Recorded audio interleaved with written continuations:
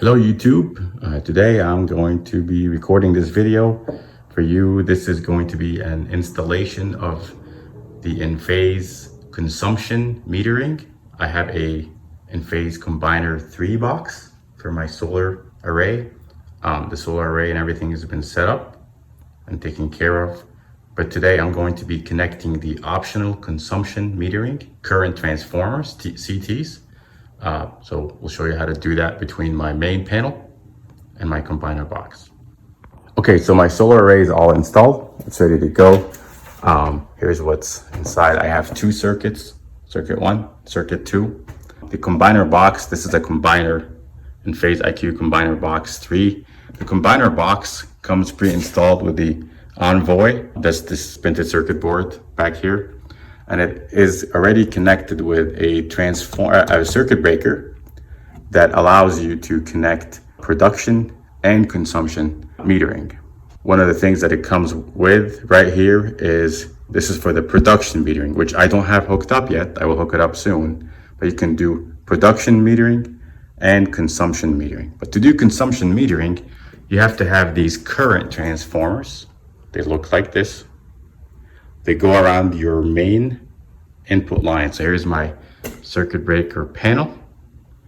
I have a 240 volt service. So I have two lines, 120 volts each. And here is my neutral line.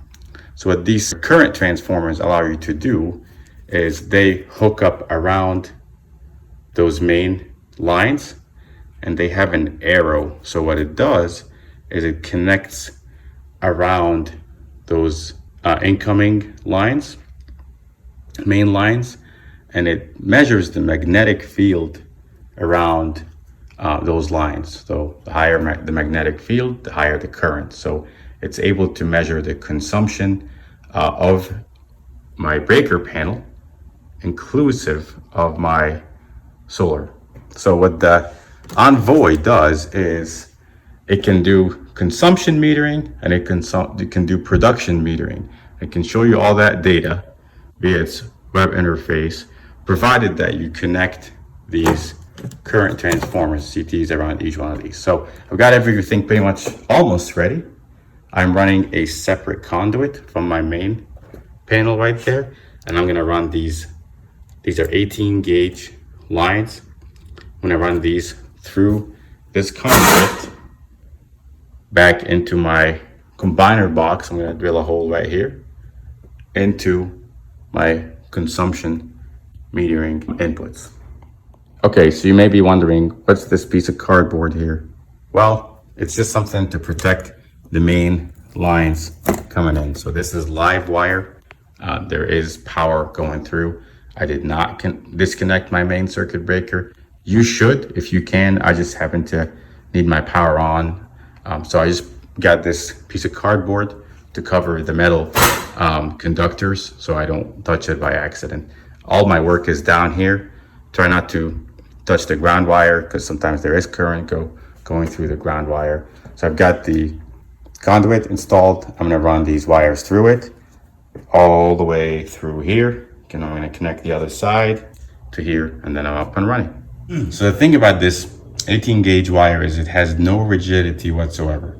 It's impossible to push it from the one side of the conduit and have it come out the other end. So the way I'm gonna get around this is by using some steel tape. So I got steel fish tape that I've used before. I'm gonna run this steel tape. I only need about 8 feet, which is nothing. I'm gonna run the steel tape right here through the conduit. Should go in fairly easily. This works a lot better if you keep the conduit straight without a whole lot of turns. I'm gonna try to do that.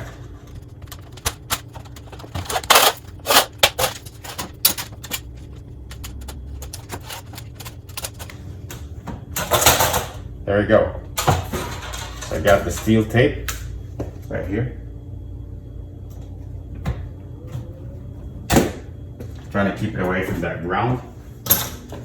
Now I have the steel tape right there. All I gotta do is tape the other end, the end that's going to the combiner box, this way, facing down. Tape it to the steel tape, and then pull the steel tape with this wire through the conduit. It's really important that you mark, so because I have two input lines with 120 volts each, it's really important that you mark one of these wires with some electrical tape. This is what's going to be used for line 1.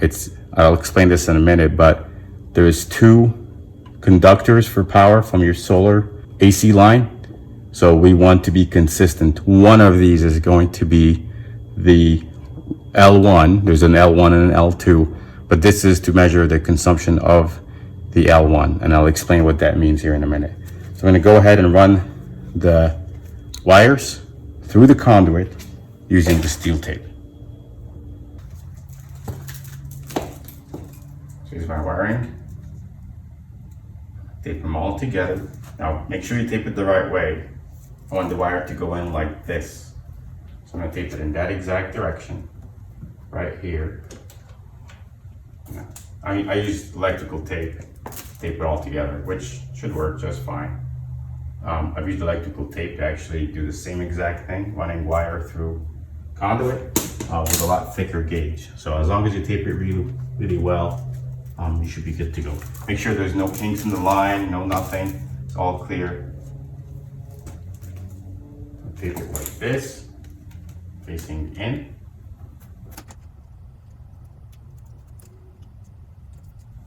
I want to make sure it's nice and snug. You want to tape the beginnings and the ends. That way, when you pull the steel tape through the conduit, there is not a whole lot of friction or resistance. I'll show you what I mean by that. So I got a piece on. I'm going to tape the front of it again. Once you got it on there, it should be 30 seconds to get that wire through the conduit, and you're good to go. Now this is exactly why I have this cardboard box, because I don't want to accidentally move my hand, kind of forgetting what's going on here. This is live wire right behind this, so I want to make sure that I'm clear. Okay, so I've got this thing done. I'll show you up close. Here's my steel tape going through my conduit all the way through. Conduit connected to my main panel right here, all the way through, and then I got my wire. I got my CTs, my current transformers sitting there. One of these is taped with electrical tape, and that's the one I'm going to be using for L1. So I'm going to go ahead and pull the wire through.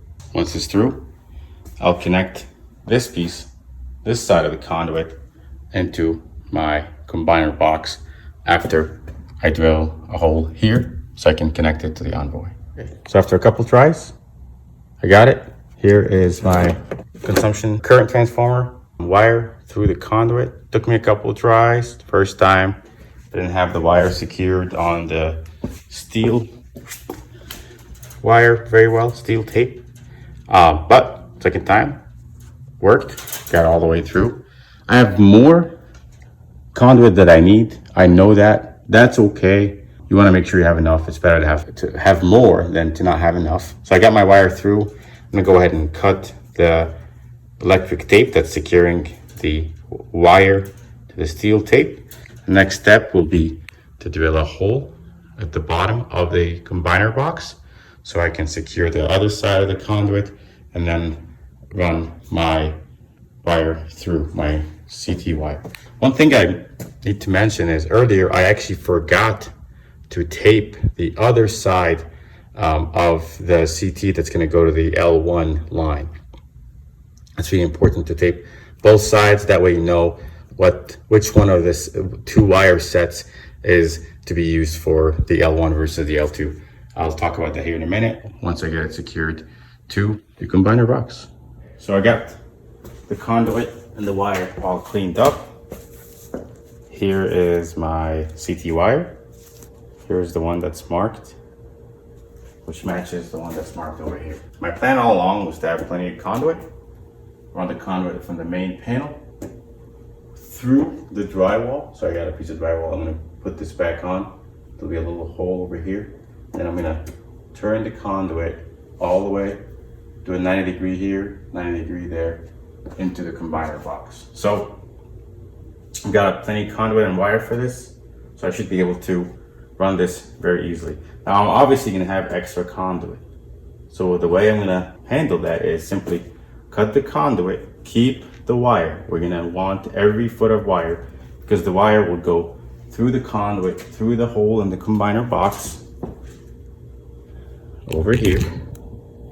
And then those two wires will connect to where L1 and L2 are supposed to go into the Envoy. So right now, I'm gonna go ahead and work on securing this. I'm gonna do the elbow here, make my first, I'm gonna secure this like this. Another one here, do the 90, another one here into the combiner box. So in case you're wondering, I am using liquid, flexible, non-metallic conduit, LFNC, for all my solar project installation. And I like to secure them with these clamps that look like this. They take a single screw, which is super nice, like that. And they basically go around the conduit. You secure it like this, and you put the screw right through the stud. So it's pretty easy. It doesn't require two, and it can be easily installed because you just wrap this around the conduit and it secures the conduit in place. So that's what I use to secure them. It's really nice for 90 degrees, things like that. It locks right onto the conduit, makes it not move sideways. So go ahead and install a few of those and get the conduit secured up until close enough to the combiner box, because I still don't have the hole through the combiner box to secure it.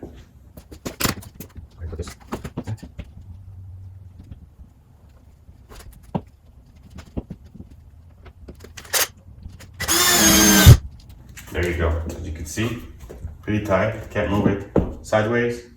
Secures it in place, and we're good to go. I'm gonna do this at 90 degrees, just like that. So I'm gonna keep it horizontal, tighten it as much as possible. But that's the nice thing about these, is that they don't allow the conduit to move sideways. So you could secure it and not have to worry about it moving as you install the rest of them.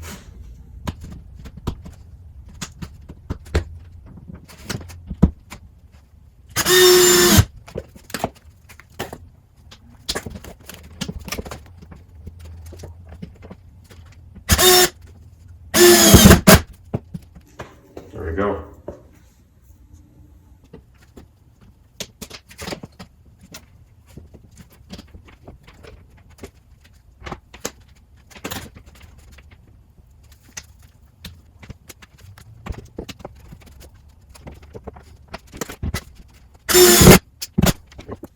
All set. Next step, just gonna drill the hole through the combiner box, then run the wire. So what I'm gonna do is drill a pilot hole and then drill a hole through the combiner box big enough for, just need it to be big enough for the fitting that goes on the conduit, attaches to the combiner box. It's this much big. I think it's 7/8 inch if I remember correctly. But obviously it varies depending on the conduit size you're using. I'm using 3/4 inch LFNC. So go ahead and do that. Obviously I have wiring up here, so I gotta be careful not to drill through an existing wire or anything like that, but I can see it, so it's fairly easy to know where it's gonna go.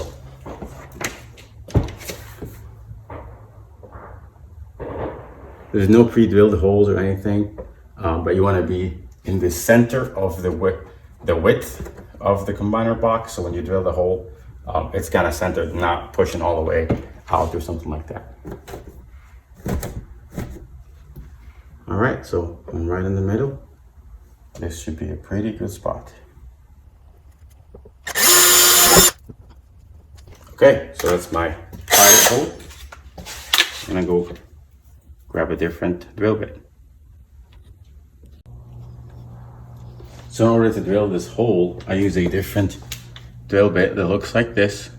The reason why I do that is I just make it slightly bigger. I want it to be just barely big enough for the conduit fitting to actually go into the combiner box. So what this drill bit allows me to do is allow me to do exactly that, just make the hole slightly bigger as I know I'm shooting for about 7/8. You probably can't see it, but right here they have measurements. So I'm shooting for this 7/8 to an inch. So I just keep pushing the drill bit through until I get to that size.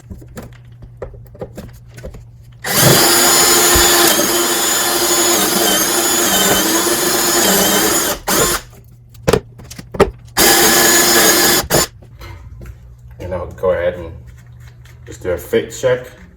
Oh, almost.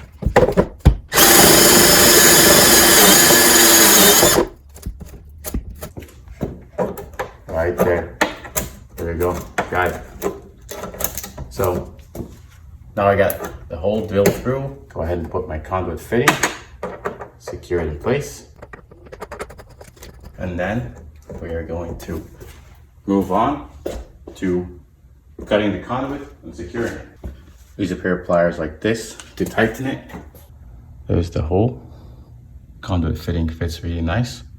So I'm gonna go ahead and tighten this. This is just a hand tighten, make sure it's secure.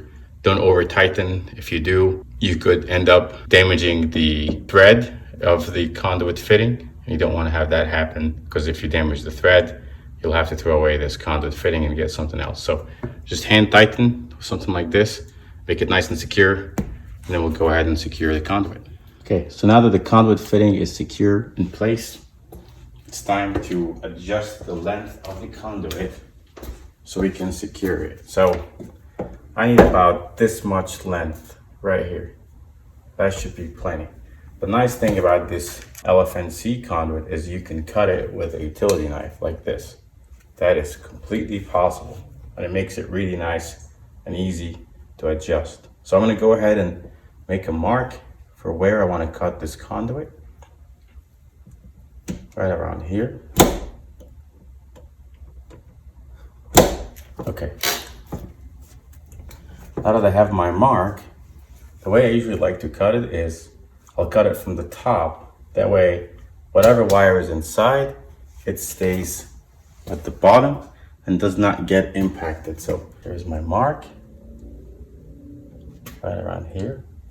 I'm gonna go ahead and cut the top side.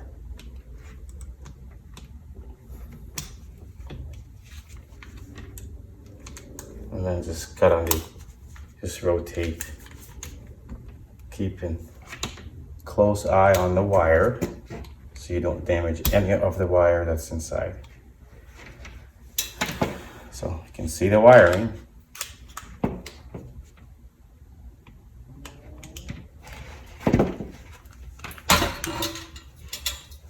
Have to turn it over so the wire doesn't get cut with it. I'll go grab a screwdriver and actually pull the wire, or needle nose pliers, and move the wires away from where I am cutting. Here's my wiring. I'll go ahead and keep that like this, and then cut the rest of the conduit. There we go. Perfect. So, pretty easy to cut. Got the wiring I need. I got the conduit to the correct length, give or take. Might have to make an adjustment. But then I'm gonna go ahead and pull the extra conduit, keep the wire. Here is the wire. And then the plan is to run this wire through the conduit fitting and then secure the fitting, or the conduit into the fitting. So just like this, grab this, run the wiring through it, like that, and then run the wiring through the fitting into the combiner box. There we go.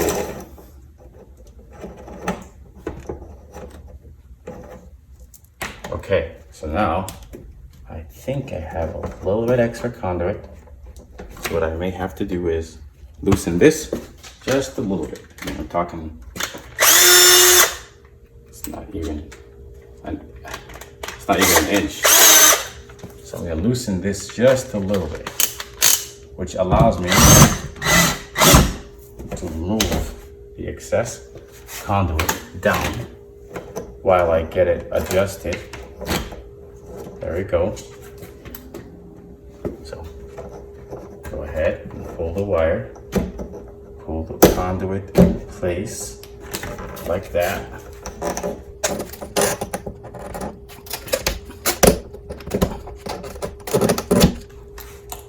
There we go.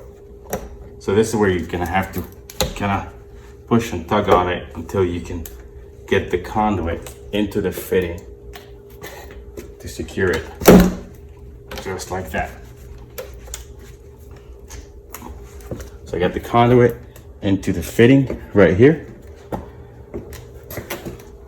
It's pretty much all the way through. And just fold this up and you tighten. And when you tighten the fitting, it closes in on the conduit itself and secures it in place. Now when you do that, so this right here tightens the conduit onto the fitting, and I have this secured, and here's my wire. So just like that, we ran the CTs wiring through conduit from the main panel all the way over. I'm ready to obviously have plenty of slack here, so I'll probably just roll it up. I might not cut it, I'll roll it up and tie it into the Envoy. Now, you're not supposed to connect those CTs into the main lines right here until you have made the connections into the Envoy. The instructions say not to do that. Don't quite understand why. I suppose they don't want a signal on these lines until it's been set up. That's just my guess, but the idea is to connect the wires first into the Envoy and then secure the CTs onto the wiring. So that'll be the next step. Follow the instructions. We'll go ahead and do the connections into the Envoy. Okay, it's time to secure these CT wires into the Envoy. So I got the schematic right here. Walk you through it. There's 3 sets of connection blocks. This one is pre-wired. You'll see the neutral, the L1, and the L2.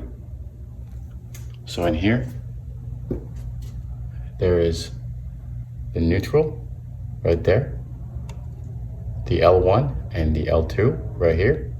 So the L1 is the black wire right there. So since I have them consistent, this black wire is what goes into my main panel as L1. So if the Envoy is using the black wire, right, this is the circuit breaker, by the way, for the Envoy. It comes pre-populated in the Combiner 3. This pin right here, this one right here, is the L1, matching this. You got a neutral, L1 and L2, basically your 2 hot lines from your solar. So if L1 right there is the black wire, then we want the black wire here, black wire there. So whichever one of the 2 bars, you're gonna have 2 bars like this in your main panel. Whichever one is the bar connected to the black wire, which is the L1, that's the one you want to connect. Remember the one that we marked right here?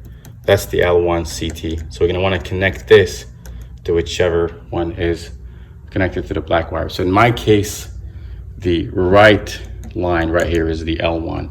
This is the line that's connected to the black wire up here. That's my breaker for my solar.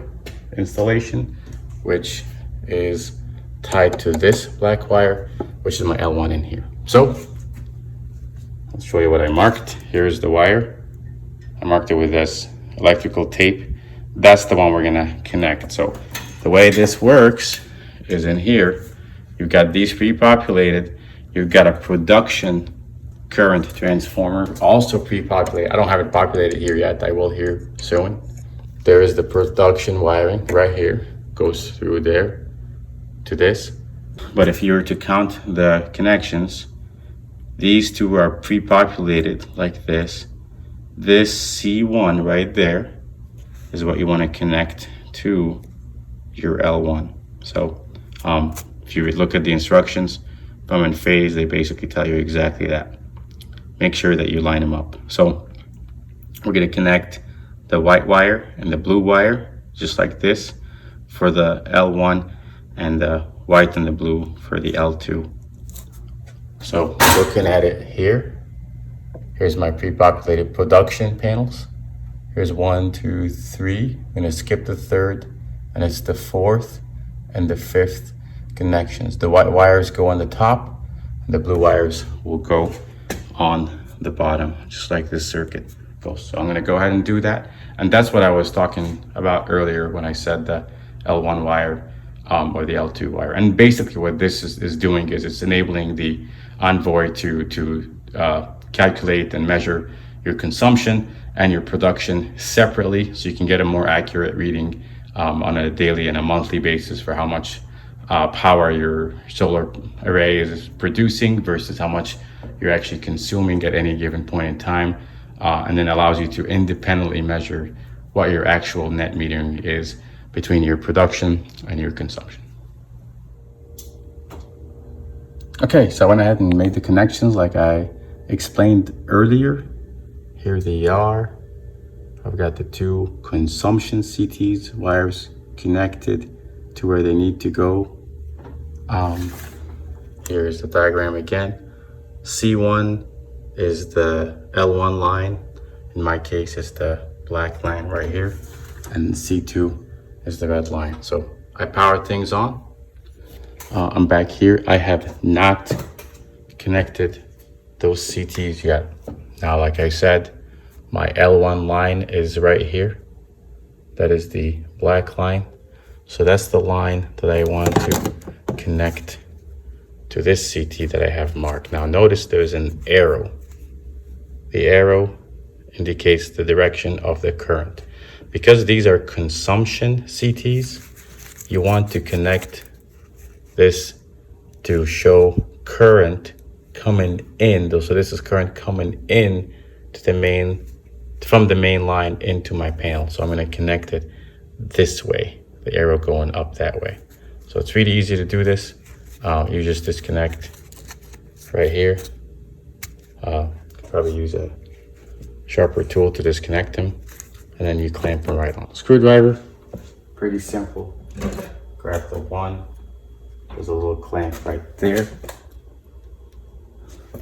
So just slide under the clamp and it disconnects right on. Notice the arrow. So I want it to be like this, current coming in. So you just open this and you clamp it right on. Right there, once you hear the click. Same thing, so it's my other side. Here's the arrow going in. Go ahead and open it and clamp it to the other side right there. And just like that, we've got our consumption CTs connected and secured right here. Here's what they look like. Here's the arrow. Now obviously I'm going to put the panel on top of this. So I'm going to tuck this in. Here's what it looks like. Arrow coming in. There's my L1 right here because I have it marked. Going in here. And just like that, once I set up the Envoy, I should be able to get consumption metrics out of my Enphase Combiner box and Envoy. Pretty nice. Really like this Enphase system. I really like the monitoring and the calibration and the way it tracks every single panel using the microinverters. So pretty simple thing to do once you plan it right. Huge advantage of being able to measure your production and consumption independently. One thing I should mention, I also hooked up my production. So I got my L1 lines coming out of every circuit, every solar circuit. So there it is. Here's my line coming in. So I've got it wired to go see the direction of the arrow. Same thing, there's a current transformer right there. And you want it to measure current going this way, basically out of your panels into the main line. So I have it going like this. So out of the main line into my breaker. Out of the main line right here, going through this production CT into my breaker. That way it's measuring the consumption. You only want to connect your L1 lines out of your solar panels. You don't connect the L2s. You also, if you have a battery storage system, you don't connect the line from your batteries. You only connect the lines from your solar circuits, and then you make sure you follow that arrow so it measures the correct the current in the correct polarity, so it's measuring production and not consumption. And that's it. So I'm going to go ahead and close things up and call it done. I hope you enjoyed this video and you found it helpful.